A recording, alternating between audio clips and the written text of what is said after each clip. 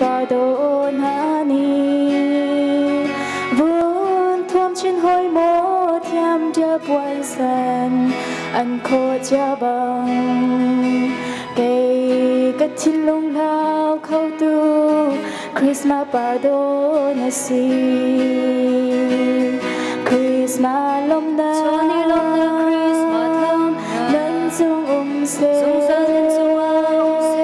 kan sa alam nang isung bi Christmas isung giờ liền ni nu kan sung i giờ liền ni nu liam ri halo Merry Christmas isung kan liam ta ri halo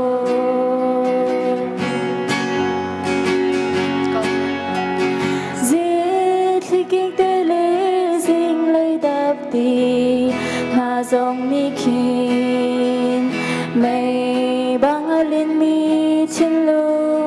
đầy tar tu an chang e lấy trong xếp pha lung quay nạc bia te lom nạc phar tu Merry Christmas lom nạc sung nan sung at lung câu se Christmas lom na Christmas lom na nan sung se nan sung se kan sa alam nang ni sung bi Christmas ni sung giờ liền ni nu kan sung i giờ liền ni nu liam ri halo kan liam ta ri halo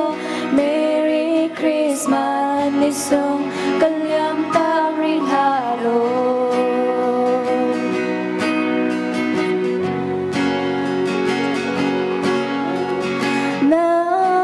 cho liêu á sham tu ngày lâu van bồi phân nhang xa râm pha si phân trung lâu cho rôn gặp lâu tăng á sham lên mân ninh lô cân chân ai tông chiêm tì lâu ni hin cân xin á nát kha rao in rừng xoác than lô lom na Christmas lom na nan sung se kan sa alam nang ni sung bi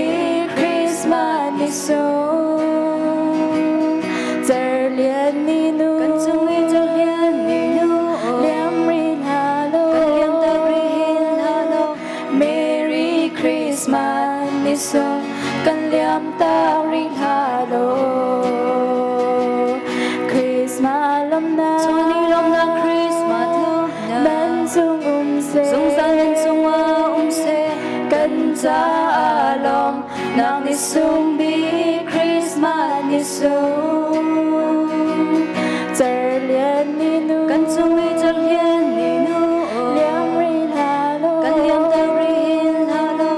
Merry Christmas ni sung kan liam ta ri halo Pani sumpa ng sa